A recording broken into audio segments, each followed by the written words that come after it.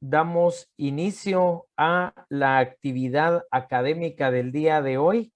lección inaugural, la crisis de legitimidad y de dominación del Estado de Guatemala, una oportunidad histórica. Vamos a iniciar la transmisión de esta lección inaugural y vamos a tener como primer punto las palabras por parte del director de la Escuela de Ciencia Política, maestro Mike Ángelo Rivera Contreras. Maestro, el tiempo es suyo. Muchas gracias, licenciado Juan Carlos Guzmán. Muy buen día para todos y para todas. Sean bienvenidos a este importante evento académico en el cual damos por inaugurado el segundo semestre, segundo ciclo de la Escuela de Ciencia Política de la Tricentenaria Universidad de San Carlos de Guatemala. En ese sentido, nos encontramos muy contentos y satisfechos porque aceptó la invitación una docente, investigadora, profesora guatemalteca, que se ha destacado por los trabajos académicos que ha realizado, que ha desarrollado, convirtiéndose en una de las referencias obligadas de la historia guatemalteca, centroamericana y latinoamericana. A ella nuestro respeto y nuestro agradecimiento. Muchas gracias, doctora Marta Elena Casaus Arzú, por haber aceptado la invitación de la Escuela de Ciencia Política de ser partícipe de la disertación que nos compartirá el día de hoy. Seguramente el tema a tratar, derivado del título que nos ha propuesto, involucra una serie de elementos y de criterios que en ese análisis de la historia de nuestro país reciente es muy importante el revisar de alguna manera cómo han influido diferentes elementos y diferentes factores en muchos sectores. Y dentro de ellos, buena parte de las variables que la doctora ha venido desarrollando en sus trabajos en los últimos años tienen que ver mucho con las élites del poder, las relaciones sociales, las redes familiares, que de alguna manera han forjado un Estado, han creado una ideología de Estado y que se hace permanente hasta el día de hoy. Y de esa cuenta, pues, que sus investigaciones tengan esa innovación en cuanto a otras de índole histórico, sociológico, internacional y político. Tendremos, pues, la oportunidad de escuchar esa amalgama de ideas en un esfuerzo de síntesis que nos hará en la siguiente hora de presentación. Reiteramos nuestro agradecimiento por haber aceptado la invitación a este importante evento académico y por la coyuntura especial que atravesamos actualmente en nuestro país, con el tema la crisis de legitimidad y de dominación del Estado de Guatemala, una oportunidad histórica. Le damos la más atenta y cordial bienvenida a la doctora Marta Elena Casaus Arzú, que tendrá a bien dar por inaugurado este segundo ciclo y semestre de la Escuela de Ciencia Política. No quiero dejar pasar la oportunidad sin trasladarle un afectuoso y respetable saludo a toda la comunidad que integramos la Escuela de Ciencia Política. Entiéndase a coordinadores, profesores, investigadores, egresados, personal administrativo y muy especialmente a los estudiantes de las 3 disciplinas de la Escuela de Ciencia Política: sociólogos, politólogos e internacionalistas. De igual manera a todos aquellos estudiantes que se encuentran todavía en el pensum introductorio, quienes seguramente irán ya forjando criterios que a la postre se convertirán en futuras tesis de investigación y líneas con las cuales se van a ir especializando posteriormente. A todos ustedes también nuestro atento y cordial saludo, porque sigan adelante en este esfuerzo conjunto que nos ha conducido, pues, a realizar y llevar las actividades académicas bajo la modalidad virtual. De igual manera, agradecemos a toda la familia de la Universidad de San Carlos de Guatemala y les extendemos el agradecimiento por estar al tanto de todas las actividades que nosotros hemos venido realizando. Así es que sean todos y todas bienvenidos a este espacio y a través de estas palabras y de este pacto académico damos por iniciado el segundo ciclo de actividades de la Escuela de Ciencia Política en el año 2021 en su modalidad virtual y enseñada a todos. Muchas gracias. Muchísimas gracias, director de la Escuela de Ciencia Política, maestro Mike Ángelo Rivera Contreras. A continuación tenemos la lectura de la hoja de vida de la expositora del día de hoy por parte de la maestra Lisette Gálvez, coordinadora académica de la Escuela de Ciencia Política. Maestra Gálvez, el tiempo es suyo. Muchísimas gracias. Un saludo a la comunidad de la Escuela de Ciencia Política. Para mí es un honor leer la hoja de vida de la doctora Marta Elena Casaus Arzún. Marta Elena Casaus Arzún es doctora en Ciencias Políticas y Sociología por la Universidad Complutense de Madrid, profesora titular en Historia de América por la Universidad Autónoma de Madrid, directora del Máster Europeo en Estudios Latinoamericanos, Complejidad Social y Diversidad Cultural, España, y del Máster en Gerencia para el Desarrollo Sostenible, Guatemala, directora y vicepresidenta de la Fundación María y Antonio Goubau en Guatemala. Sus principales líneas de investigación son el estudio de las redes familiares y élites de poder en Centroamérica, estudios sobre el racismo, élites intelectuales, formación de la nación y en los últimos años investiga en historia intelectual e historia conceptual. Sus últimas publicaciones, Las redes intelectuales centroamericanas, un siglo de imaginarios nacionales 1820-1930, en coautoría con Teresa García Giraldez, la coordinación de las redes intelectuales centroamericanas, un siglo de imaginarios nacionales 1830-1930 y lenguaje de los istmos, algunos conceptos de la modernidad en América Latina. El libro de la vida de Alberto Masferrer y otros escritos vitalistas, y racismo, genocidio y memoria del año 2019. Otras publicaciones han sido también La metamorfosis del racismo en Guatemala, Guatemala, linaje y racismo, Guatemala que continúa estando entre los 10 libros más vendidos de Guatemala. Otros trabajos de investigación han sido El diagnóstico del racismo en Guatemala, informe para la elaboración de una política pública para la eliminación del racismo y de la discriminación, 6 volúmenes publicados en Guatemala. Y también Prácticas sociales y discurso racista de las élites de poder en Guatemala, siglos XXI y XX. En el libro coordinado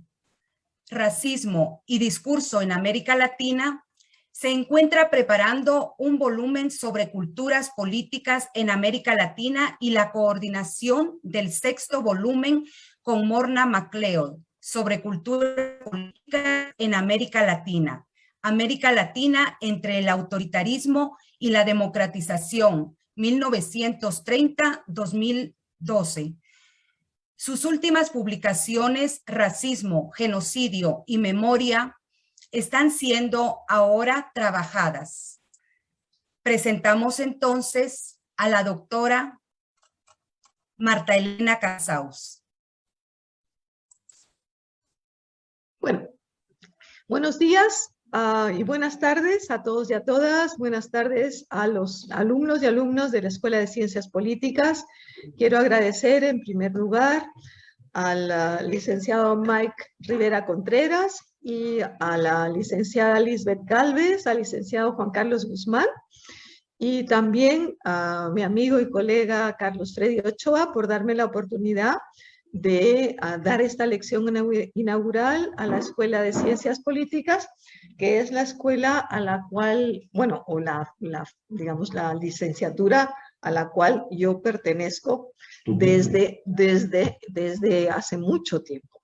Y bueno, ha sido la escuela, yo soy de ciencia política, no soy de antropología, sino de ciencia política, y me siento muy orgullosa de estar hablando en esta ocasión. Como yo les decía anteriormente, quiero empezar a hablar de la crisis del Estado de Guatemala y de las permanentes crisis de legitimidad, porque realmente se habla mucho de Estado fallido, de Estado corrupto, de Estado cooptado, se habla de pacto de corruptos, pero ¿no será que en Guatemala lo que ocurre es que existe una crisis de dominación y de legitimidad de las instituciones desde la independencia o quizás desde antes, desde la conquista y colonización?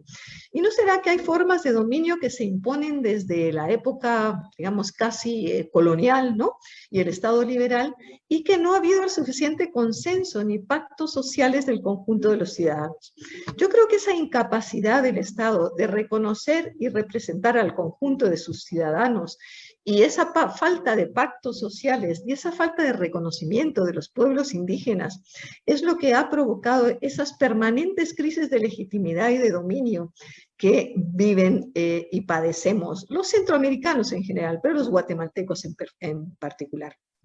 Yo creo que el problema de Guatemala es que se pretende seguir imponiendo un estado de dominio autoritario, pero encubierto de una forma legal racional, ¿no? Que es a través de las leyes, a través del Congreso, a través de los fraudes electorales, a través del Ejecutivo, escogiendo magistrados para el Tribunal Supremo que evidentemente son enormemente corruptos. Y yo creo que, a mi juicio, lo que ocurre en Guatemala es que existe un déficit de legitimidad en un Estado basado en un tipo de dominio legal racional que lo que encubre, como decía anteriormente, es la falta de pactos sociales y de consensos entre los ciudadanos y los pueblos indígenas. Lo que ocurre es la falta de reconocimiento y representación de los pueblos indígenas y de las mujeres como sujetos de derecho común y diferenciado, tanto de etnia, de género como etaria. Quería hablar un poco de la parte teórica porque me parece importante analizar por qué se producen estas crisis de legitimidad. Max Weber habla en su libro de 3 formas de dominio que corresponden a 3 tipos de legitimidad. La legitimidad tradicional basada en los poderes naturales, en Dios, en la iglesia, en las dinastías, es un tipo de legitimidad propio de la Edad Antigua, también de la Edad Media, ¿no? Y lo que produce es una legitimidad patriarcal basada en la figura del patriarca o en de origen divino, el origen de las monarquías basada en la, digamos, en la elección del rey por origen divino. Pero después tenemos la legitimidad carismática que está basada en el líder, en las relaciones de subalternidad entre el líder carismático y el pueblo. Este caudillo es el que confiere legalidad, es el que confiere, digamos, el ejercicio de la dominación a través de su poder autoritario y represivo generalmente. Son los regímenes propios del liberalismo, y con una inexistencia de pactos y una inexistencia de democracias, pero también la forma de dominación carismática es propia de los populismos, de Perón, de Vargas, de todos los populismos que hemos tenido en América Latina, pero últimamente no nos faltan tampoco esos líderes carismáticos o no carismáticos populistas, como el caso de Trump, de Maduro, de Bolsonaro o de Ortega. Desde esa perspectiva, yo creo que los populismos forman parte de un tipo de dominio muy propio de América Latina. Y sin embargo, Weber dice que las democracias modernas están basadas en el planteamiento de lo legal racional, basadas en las leyes, en las constituciones, en la separación de poderes y en el respeto a la soberanía de la nación y de sus ciudadanos. Un tipo de dominación legal racional basada en el pacto y en el consenso de los ciudadanos. En principio, esta sería la forma como imperarían, digamos, los estados modernos, las democracias modernas, pero en Guatemala y en toda América Latina en general, pero especialmente en Centroamérica, en estos momentos, evidentemente, en Nicaragua, en Guatemala y en El Salvador, estamos aparentemente regidos por una democracia basada en las leyes y no legal racional, pero que lo que impera es un sistema de dominación perverso, es decir, autoritario, racista, excluyente, en donde, digamos, se traslapan lo carismático con lo tradicional y se encubre con lo legal racional, como está pasando en nuestro país. Quiero mostrarles este cuadrito que le pedía al licenciado Juan Carlos que lo mostrara, porque lo que quiero plantearles en estos momentos es cómo digamos, es un planteamiento gramsciano, vamos a ponerlo así, que lo que plantea es que el Estado y la sociedad civil están en permanente pugna. Es decir, hay un autor, Pérez Díaz, muy interesante, un politólogo, que dice que el Estado y la sociedad civil es como el mar o como la marea o la pleamar, y el Estado sería la playa, ¿no? De forma que cuando la sociedad civil crece por la presión, por los aparatos ideológicos, por las huelgas, por la presión de los partidos políticos, de los movimientos sociales, la sociedad civil se ensancha. Pero cuando el Estado realmente ocupa espacios que corresponden a la sociedad civil y utiliza la coacción y la represión en lugar del diálogo y la negociación, es el Estado que ocupa y copa la sociedad política. De manera que, como diría Gramsci, en este lugar, digamos, intermedio, que Gramsci le llama la sociedad política, es en donde se disputa la ideología político-cultural, es en donde se disputa la hegemonía ideológico-cultural. De forma que aquí tenemos como un movimiento entre los movimientos sociales y los grupos de presión que tratan de copar y ocupar la sociedad política frente al Estado que permanentemente, sobre todo en estados como los nuestros, utiliza la coacción, la represión y los aparatos ideológicos de Estado para controlar la sociedad política y la sociedad civil. Bien, dicho esto, ¿cuáles son los problemas históricos por lo que se producen estos déficits de legitimidad, ¿no? Porque permanentemente estamos hablando de crisis orgánicas, de crisis del Estado, de crisis de la nación, ¿no? Yo creo que el problema radica desde el colonialismo, es decir, desde que se produce una conquista y colonización a toda América Latina, lo que llama Quijano el colonialismo de poder, nos encontramos que no hubo un reconocimiento de los pueblos indígenas, por supuesto en ese momento ni siquiera de las mujeres, porque la representación, digamos, fue que España conquistaba y colonizaba a América y de alguna manera los pueblos indígenas tenían que ser sometidos, o los, digamos, los pueblos originarios, porque eran bárbaros, salvajes, incultos, no cristianos, y la empresa civilizadora era la que tenía, digamos, el deber de la conquista, colonización y cristianización del infierno. Desde el inicio de las independencias precisamente se entrecruzaron estos tipos de legitimidad, pero fue probablemente desde la colonia cuando se dio esta segregación residencial entre repúblicas de indios y repúblicas de españoles. Fue desde la colonia donde se vio esta imposición de un sistema de castas, de un sistema que yo le llamo la pigmentocracia, es decir, donde la estructura social va a estar planteada en función del color de la piel. El ser blanco o criollo o peninsular iba a tener ya un estatus, digamos, en el vértice de la pirámide social frente al ser mestizo, ladino, y otras castas que iban a tener otra jerarquía. Y sin embargo, los indígenas y la población afroamericana iba a estar en la base de la pirámide sobre la que iba a sujetarse todo el sistema de explotación, ¿no? Indudablemente el despojo de la tierra, el trabajo forzado de los pueblos originarios, el repartimiento de tierras, la construcción de unas élites de poder que se consideraban que eran las llamadas a gobernar, digamos, América, y la construcción sobre todo de un prejuicio y un estereotipo contra el indígena o contra las poblaciones afrodescendientes es lo que va a configurar una estructura social rígida, endogámica y profundamente segregacionista, porque no podemos hablar de racismo en la colonia, y profundamente, digamos, excluyente hacia las poblaciones, digamos, originarias, ¿no? Tanto afroamericanas como pueblos indígenas. Bien. En el vértice de la pirámide, como decíamos, en esta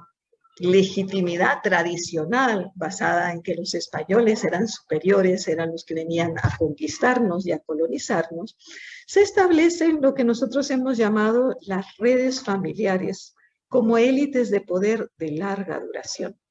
¿Por qué consideramos que las redes familiares son tan importantes a la hora de analizar la estructura social y la estructura política digamos, en la historia de toda América Latina? Bien, porque estas redes familiares se constituyen como una estructura de poder basada en un tipo de dominio y legitimidad tradicional. Es decir, su poder le venía basado en la pertenencia a un linaje, ser españoles, ser criollos, ser de origen, digamos, superior hispano. Y estas redes familiares consideraban que ellas estaban haciendo una labor, digamos, de cristianización contra el infiel, digamos, de civilización frente al bárbaro o al salvaje que eran los indios, ¿no? Desde esa perspectiva, son las redes familiares que copan y ocupan el Estado y no establecen unas relaciones, digamos, más que verticales, no horizontales en relación al resto, digamos, de la población originaria o afrodescendiente. ¿Cuáles son las reglas de oro y por qué es importante combinar estas categorías de redes familiares con redes sociales? Bien, ¿cuáles son las reglas de oro de estas redes familiares? ¿Y por qué nos gusta analizar las redes familiares como estructuras de poder de larga duración? Porque siguen perviviendo con ese tipo de dominación tradicional, con ese tipo de dominación carismática que está completamente fuera de lo común en cualquier sociedad moderna. Bien, estas reglas de oro de estas redes familiares, como lo vamos a ver, están basadas en la alianza entre matrimonios exitosos, como vamos a ver, entre lo que son familias como los Aycinena, los Beltranena, las familias vascas. Son redes, ahí muy bien, Juan Carlos, son redes que establecen matrimonios exitosos como el de don Juan Fermín Aycinena, que curiosamente a través del casamiento con otras familias vascas, primero casan con la viuda, ¿no? Creo que era una Irigoyen o una Delgado de Nájera. Después casan con la más rica, que era una Piñol, Batres. Y por último, casa con la más guapa, ya cuando tenía todo el control del poder de todas las redes familiares vascas. De manera que, por ejemplo, los matrimonios de los Aycinena entre el 18 y el 19 son matrimonios enormemente exitosos que controlaron el poder político y económico de la Guatemala entre el siglo XVIII y XIX durante casi 2 siglos, teniendo prácticamente el control político y económico del poder. A la siguiente también de las redes familiares, nos damos cuenta cómo estas redes familiares van a establecer, digamos, alianzas con otros grupos, no solo, digamos, vascos, sino que van a establecer con otros grupos que les van a permitir ampliar sus redes, no solo matrimonialmente, sino políticamente, geográficamente, y van a tener sus propios, lo que yo llamaba los intelectuales orgánicos, que son los que van a controlar el poder económico y político y van a ser los que van a hacer que pervivan estas redes a lo largo de la historia. De forma que otro de los elementos claves de las reglas de oro de las redes familiares es tener sus propios intelectuales orgánicos, como don Juan Fermín Aycinena Irigoyen o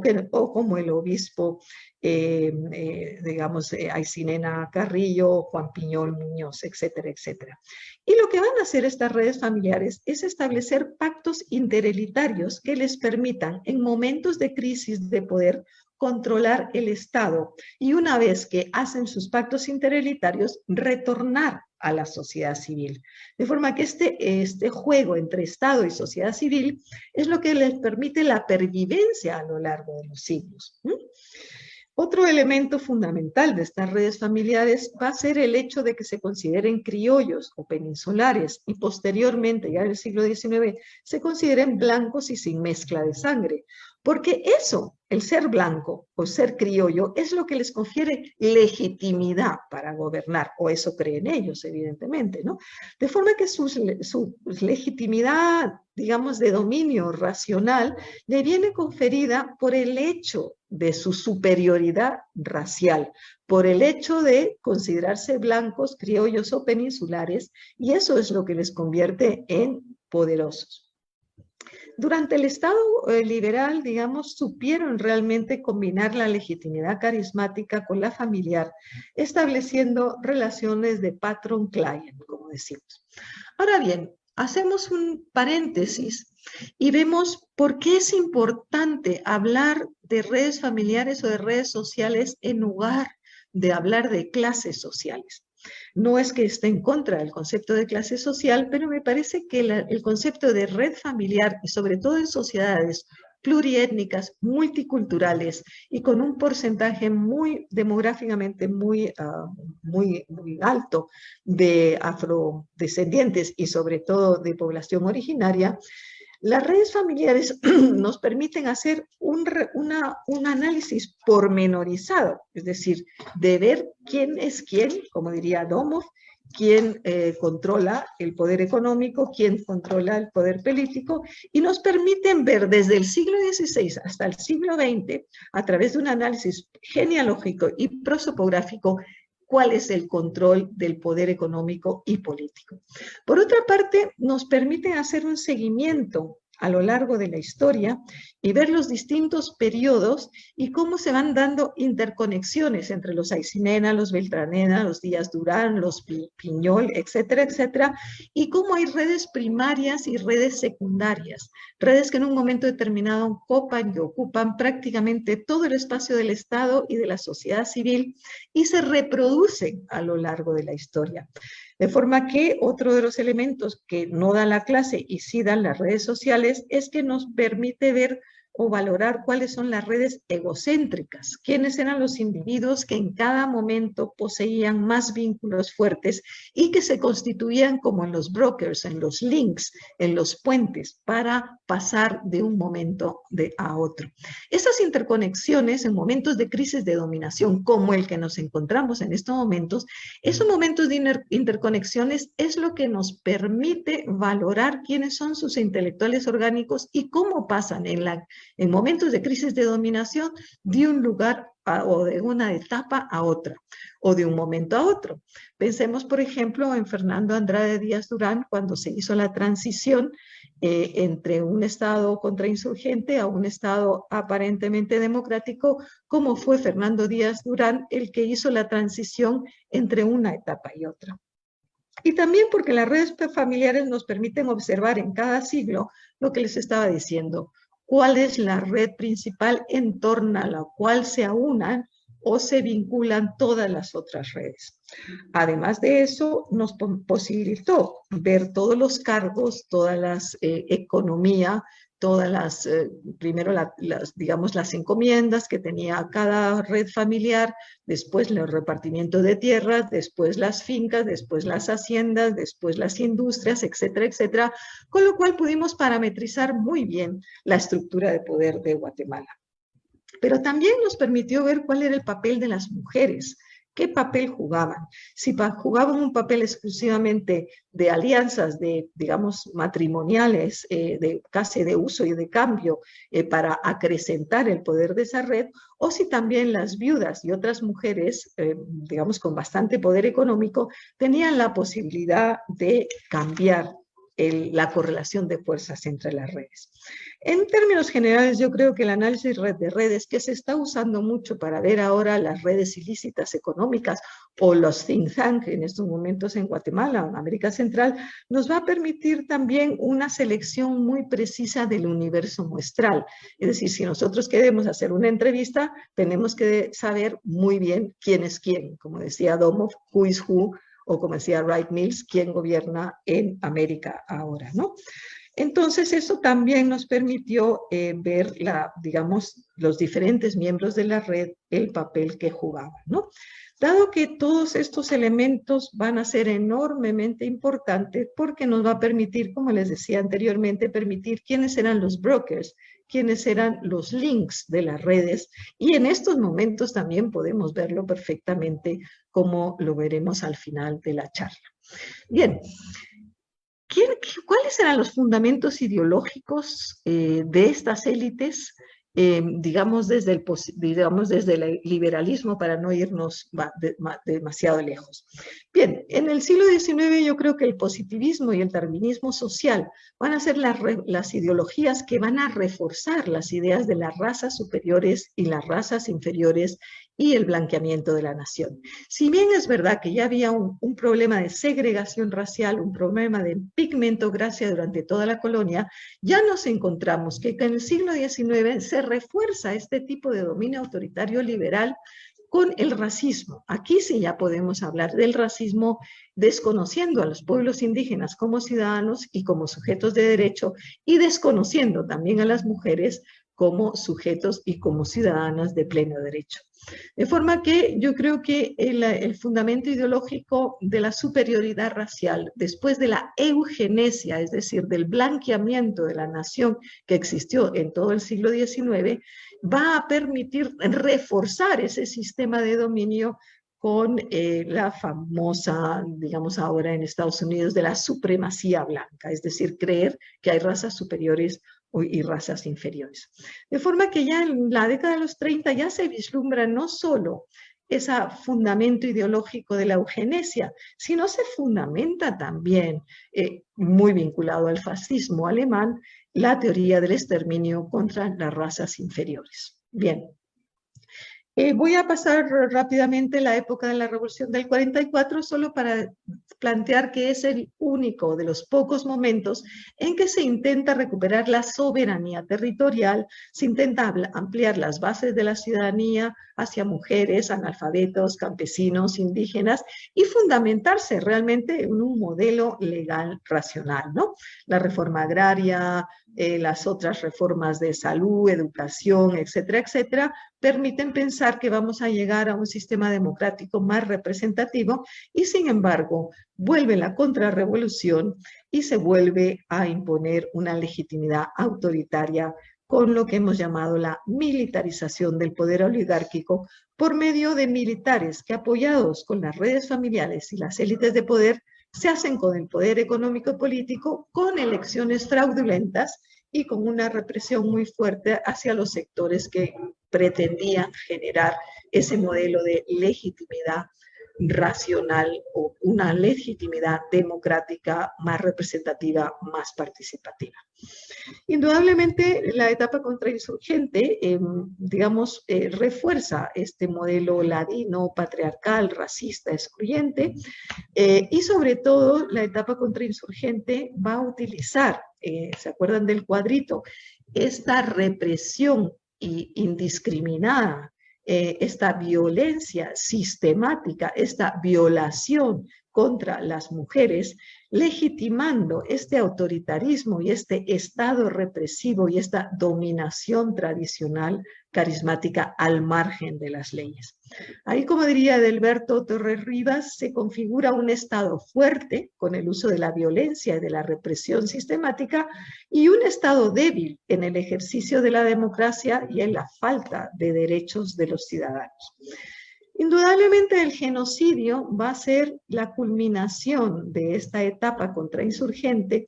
en donde el Estado alcanza su máxima intensidad con la crisis de dominación oligárquica, otra crisis orgánica, otra crisis de legitimidad, y con la irrupción del movimiento popular y revolucionario que genera, digamos, una aplicación sin límites de la contrainsurgencia por el sustrato racista. De forma que Guatemala no es casual de que por ese racismo histórico estructural que viene padeciendo desde la colonia, se genera un genocidio brutal en contra de los pueblos indígenas y crímenes de lesa humanidad que ya han sido juzgados. De forma que podemos decir que este discurso racista de las élites de poder y de los militares durante la etapa contrainsurgente va a justificar la eliminación de los pueblos indígenas al catalogarlos como enemigos públicos, como subversivos o como guerrilleros. Ahí vemos cómo la construcción del prejuicio, del estereotipo que venía ya desde el siglo XVI, durante la colonia, el indio es vago, maleante, borracho, traicionero, empieza a ser ahora enemigo público, subversivo, traidor, resentido, etcétera, etcétera.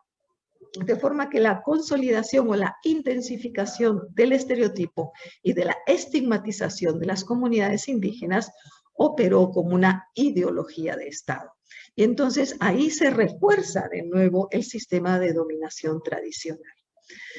Bien, los acuerdos de paz y la transición democrática en los 80 marcan un intento de restaurar un orden constitucional y democrático y de incluir ciertas reformas constitucionales, ¿no? Los acuerdos de paz, especialmente el acuerdo de identidad de los pueblos indígenas, pues va a ser un momento en el cual va a haber un reconocimiento de que Guatemala es un estado pluricultural, multilingüe y multicultural, y en donde se tratan de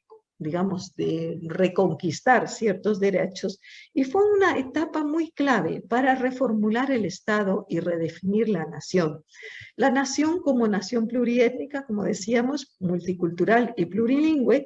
y estuvimos a punto de lograr en ese momento, a través de un referéndum en 1999, de que la Constitución reconociera esos derechos y que se reconociera que Guatemala era un estado plural y no monoétnico. Sin embargo, el referéndum del no marcó también otro momento, digamos, de crisis de legitimidad muy fuerte, ¿no? Y una campaña racista brutal. Guatemala iba a ser como el Kosovo, esto iba a ser como Yugoslavia, era la guerra civil, era el final del mundo. Pero de alguna forma, todos estos acuerdos de paz que quedaron prácticamente en papel mojado y que no se llevaron a cabo, todas estas reformas planteadas en los 7 acuerdos sustantivos, sí generó y visibilizó nuevos sujetos de derecho, como las mujeres, como los pueblos indígenas y otros colectivos, ¿no? Sin embargo, a partir de los acuerdos de paz en el 96, nos encontramos que las oligarquías se reacomodan. Estas redes familiares que parecían que iban a desaparecer, retornan al poder, y esta vez mimetizados como empresarios modernizantes. Entonces aparecen de nuevo los Beltranena, aparecen de nuevo los Arzú, los Berché, es decir, todas las antiguas redes familiares, pero que dan una apariencia de que los acuerdos de paz y la guerra que habíamos sufrido habían provocado una cierta esperanza de modernización y de democratización. Y sin embargo no fue así. Es decir, lamentablemente el narcotráfico, la utilización del aparato del Estado para el blanqueamiento de dinero y el enriquecimiento ilícito, las redes,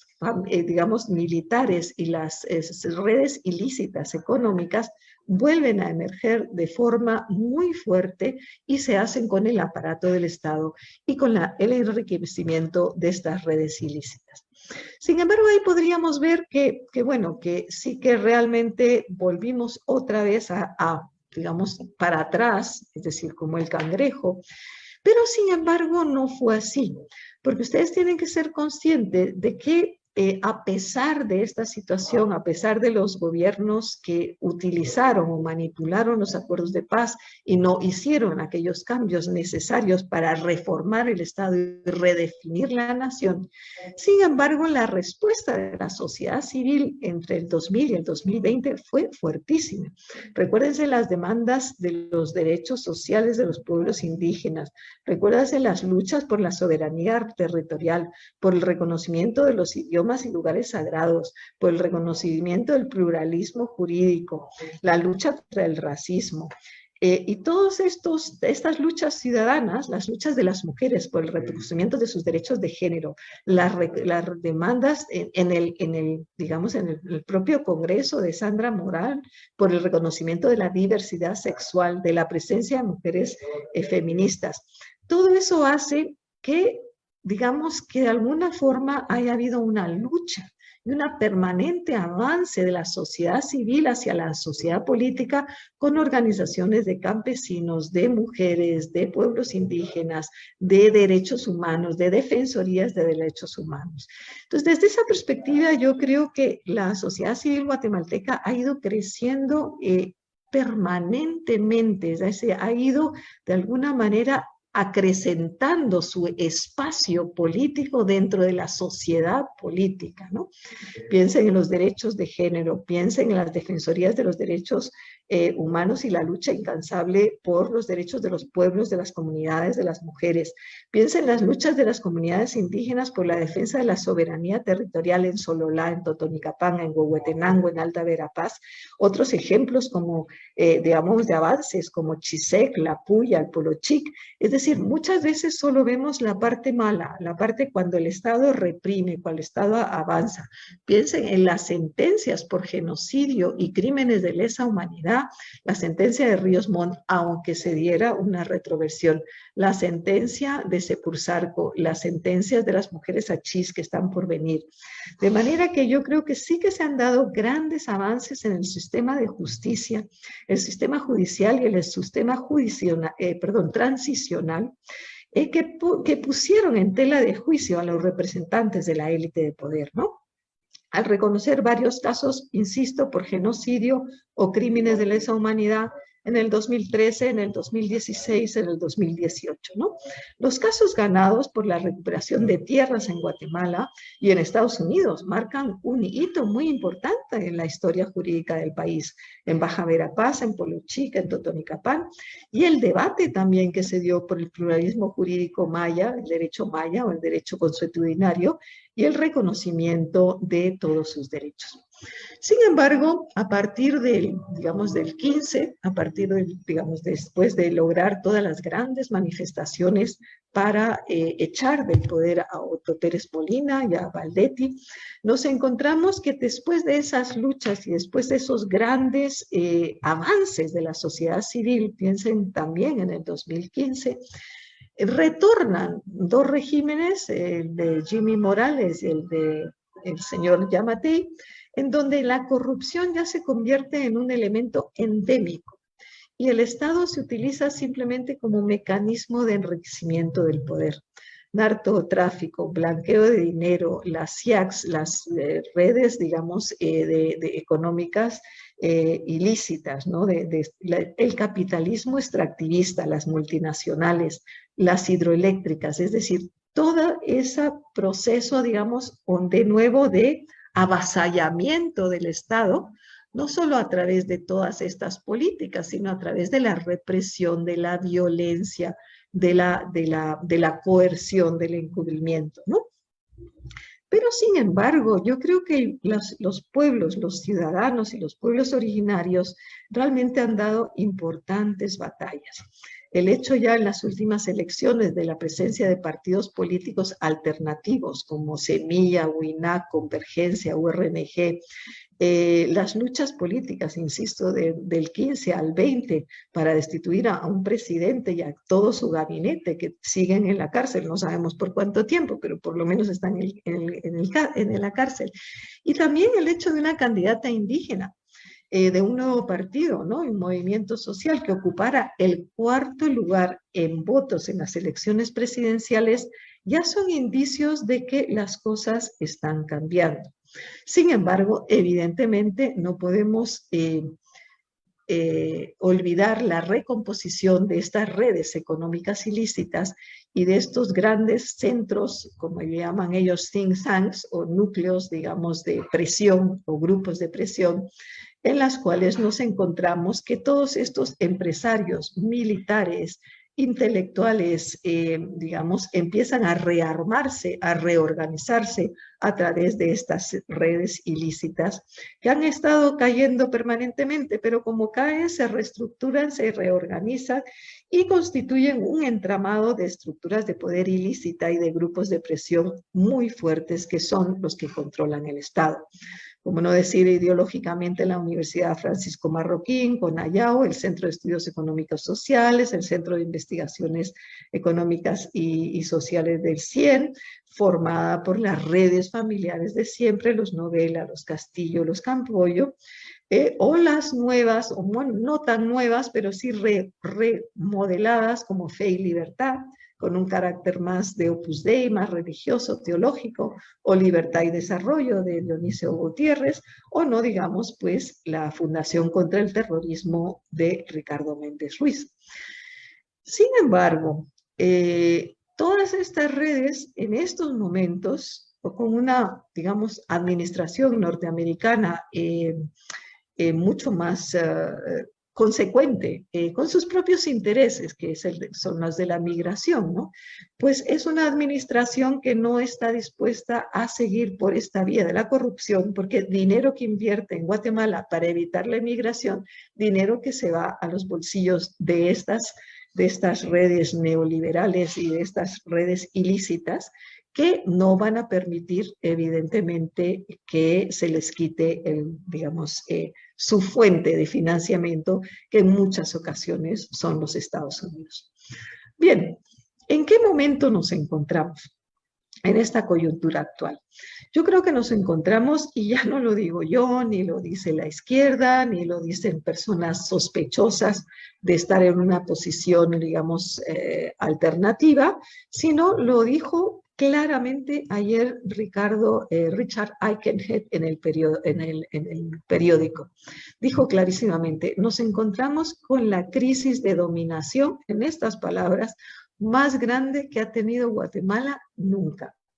No sé cómo el gobierno y esta administración puede no ver lo que está sucediendo y el gran reto en el que nos encontramos si no cambiamos y reformamos sustancialmente el Estado.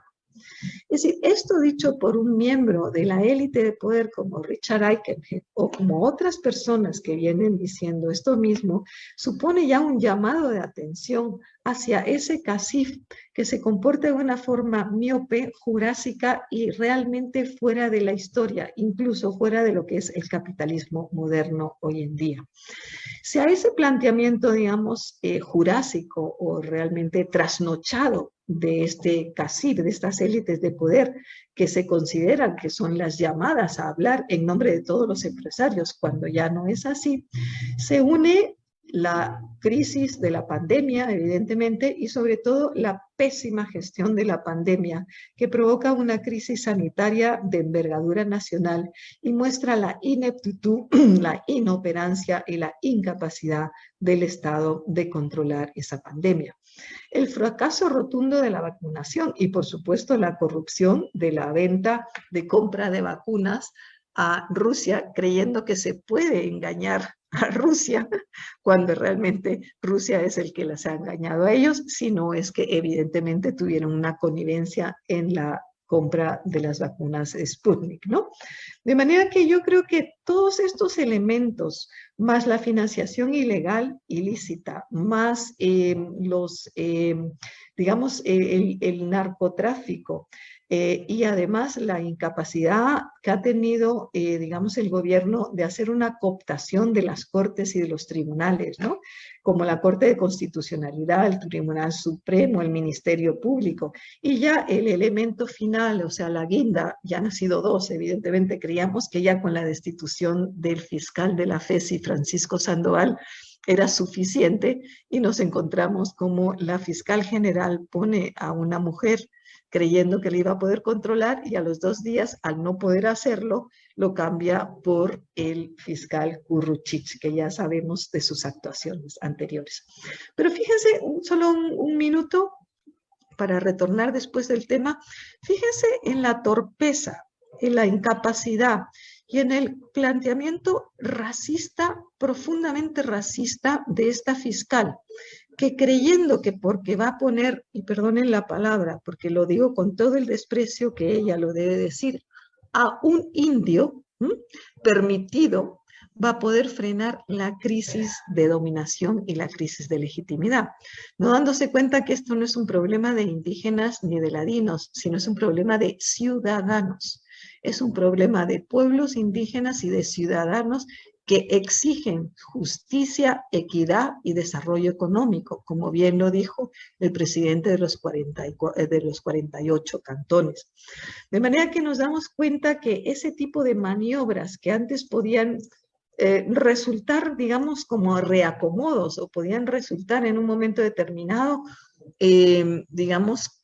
que les permitía ganar un poquito de tiempo, ya no les sirve de nada, porque la crisis orgánica y sistemática de dominación es tan profunda que ya no pueden pararla. Y miren que se los dice alguien que afortunada o lamentablemente no, digamos, no se equivocó en el análisis del racismo y de la discriminación, Lamentablemente no se equivocó en el tema de las redes familiares como estructuras de poder de larga duración y no se equivocó al anunciar 3 años antes el genocidio. Y si yo, que soy una persona profundamente pesimista, creo que tenemos una ventana de oportunidad impresionante, espero esta vez no equivocarme en mis vaticinios. Yo creo que nos encontramos con la mayor crisis de legitimidad y de representación política que ha tenido el Estado guatemalteco, pues probablemente desde el liberalismo o probablemente desde el 44, incluso más fuerte que la del 63. ¿Por qué creo esto?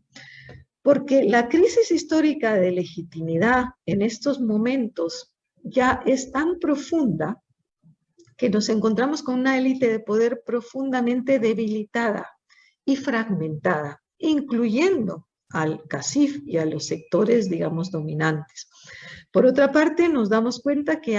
surge un nuevo empresariado, el Consejo Nacional de Empresarios, que marca un cambio fundamental, que aunque no tenga el poder de los grandes empresarios, tiene una voz y dice, los empresarios no son el CACIF, los empresarios también somos nosotros. Y detrás de esos empresarios hay muchos más empresarios que no se atreven a dar la cara, que no se atreven, como dice muy bien Alejandra Colom, a disentir, pero que están ahí porque se están dando cuenta que estas élites de poder ya trasnochadas, debilitadas e inoperantes nos van a conducir a un suicidio nacional, ¿no? De forma que yo creo que la sociedad civil ha tomado un fuerte protagonismo y exige en estos momentos cambios sustanciales. Ya los detonantes de estas últimas luchas ciudadanas los podemos ver en las manifestaciones previas a la Ley de Reconciliación Nacional, a la nueva ley de ONGs, a la cooptación de todos los tribunales, con una clara manipulación de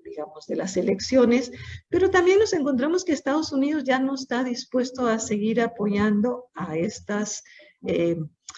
este proceso de desmoronamiento y de descomposición de las élites de poder, no solo porque no esté de acuerdo, sino porque realmente va contra sus propios intereses. Una lista como la lista Engel de Estados Unidos que imputa a muchos de los magistrados y que imputa a gente como Ricardo Méndez Ruiz, ya es también un aviso a navegantes, ¿no? La remoción de muchos jueces y la destitución fiscal de Sandoval, yo creo que marca también un hito y de una provocación, de un hartazgo y una indignación de los ciudadanos. Las denuncias que hay en todas las redes sobre la renuncia de Yamatei y Porras también son elementos a tener en cuenta. Pero yo creo que lo sustancialmente importante que deben de reconsiderar ustedes o reflexionar todos nosotros es el paro nacional del 29J. Fue un paro convocado por las autoridades indígenas, fue un paro convocado desde lo rural, es decir, desde el interior del país, desde los territorios, desde los movimientos indígenas, y con una movilización social muy rápida y muy casi improvisada de más de 200,000 personas en 22 departamentos. Es decir, esto es ya un principio, no digo que sea el final, sino es un principio de una etapa que ya es irreversible. Es decir, el llamado de las autoridades ancestrales, sobre todo los 48 cantones, ¿no? A todos los ciudadanas y ciudadanos para luchar en una lucha común, entre todos los guatemaltecos y guatemaltecas. El apoyo que ha tenido los 48 cantones, no solo de empresarios, sino de partidos políticos alternativos, y sobre todo el que surgen por parte de los movimientos indígenas y de las organizaciones mayas o indígenas, como quieran llamarle, un proyecto de refundación del Estado y de redefinición de la nación.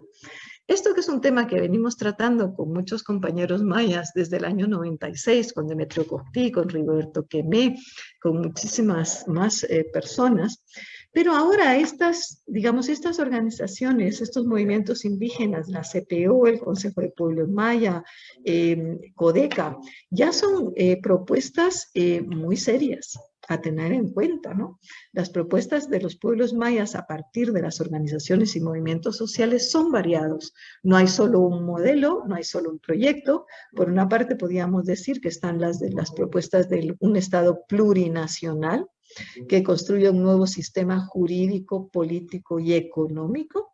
Un sistema plurinacional justo y democrático, que es lo que defiende la CPO o CODECA, el Consejo de Pueblos Mayas. Otros que plantean un Estado plurinacional,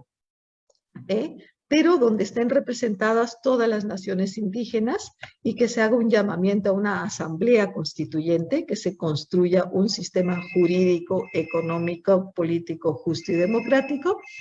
Pero después tenemos el planteamiento del Estado plurinacional, de los 48 cantones y de las autoridades ancestrales, que tienen otro planteamiento que no es la construcción de un Estado plurinacional, sino que proponen una lucha por la vía legal y por la movilización popular para conseguir sus objetivos. ¿Cuáles son los objetivos que plantean los 48 cantones? El respeto a los pueblos indígenas, el pluralismo jurídico, la lucha contra la corrupción, el respeto a la soberanía territorial y a los territorios, una lucha conjunta entre todos los guatemaltecos, guatemaltecas, por el desarrollo nacional del país.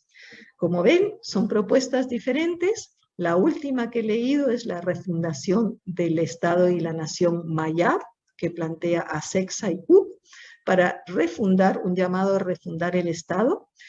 con las organizaciones indígenas campesinas y construir un proyecto político y consolidar un instrumento social. Y los elementos constitutivos son el territorio, la población, las instituciones y el gobierno local, pero sin embargo este proyecto da mucho más importancia a la nación que al Estado, cosa que yo comparto. Yo creo que es más importante en estos momentos redefinir la nación y refundar la nación y después reformar el Estado. Y así lo plantean como la de Nación Maya. Dice que es un movimiento que lo que trata es de establecer cuáles son las prácticas, valores culturales y cosmovisiones y que busquemos una identidad común que nos une a todos los guatemaltecos. ¿Qué quiero terminar de decir con todo esto? Que existe una crisis institucional y política con impactos fuertísimos, en todo el país, que estas llamadas, estos paros, estas manifestaciones no se van a terminar, por mucho que nos cambien a una fiscal por otra, que las últimas manifestaciones contra, digamos, el abuso de poder, efectivamente, y en contra del pacto de corruptos y en contra de la justicia, va a seguir, digamos, pesando mucho. Las movilizaciones son un elemento que solo ha empezado, como muy bien dijo Toc, y nos encontramos con un momento de una ventana de oportunidad en una crisis de dominación que muchos sectores más amplios de los que hemos sido siempre se van a unir. Yo creo que nosotros nos encontramos en las mejores condiciones, a pesar de la pandemia, de la represión, del pacto de corruptos, de la cooptación del Estado, para aunar nuestras fuerzas, como decimos en Guatemala, y darle la vuelta a la tortilla. Yo creo que, de verdad se los digo, y creo que me acompaña 75 años de estar luchando, obsesionándome con mi país y viendo la forma como de reformar o de contribuir o de acompañar a los procesos de cambio. Este ya es un proceso irreversible, en donde los estudiantes de ciencia política y todos los ciudadanos y ciudadanas guatemaltecas no podemos desaprovechar. Esto ya es una cuestión de tiempo y de resistencia. Yo probablemente no lo vaya a ver por vieja, pero ustedes sí, y tienen la obligación de luchar por ello. Es una cuestión de tiempo y de oportunidades, y sobre todo, de verdad, de unidad de esfuerzos. Pueblos indígenas, mayas, mestizoladinos, mujeres, organizaciones sociales, articulación por una lucha por una ciudadanía común y diferenciada. Las luchas que estamos presenciando en estos momentos y la fuerza y el espacio que está ocupando la sociedad civil y el apoyo de amplios sectores suponen una esperanza para el futuro. Si logramos no dividirnos, si logramos dar una lucha conjunta, Yo les aseguro que el futuro está en nuestras manos, más tarde o más temprano, pero yo les aseguro que estamos en una recta larga, pero una recta irreversible. Muchas gracias. A continuación, la entrega de reconocimiento por parte de la maestra Lisset Gálvez, coordinadora académica de la Escuela de Ciencia Política. La Escuela de Ciencia Política de la Universidad de San Carlos de Guatemala otorga el presente diploma a doctora Marta Elena Casaus Arzú por su brillante disertación en la lección inaugural 2021, La crisis de legitimidad y de dominación del Estado de Guatemala, una oportunidad histórica. Guatemala, jueves 5 de agosto 2021. Id y enseñad a todos. Firma el maestro Mike Ángelo Rivera Contreras, director, la maestra Lisset Gálvez, coordinadora académica, ambos de la Escuela de Ciencia Política de la Universidad de San Carlos. A todos los presentes les agradecemos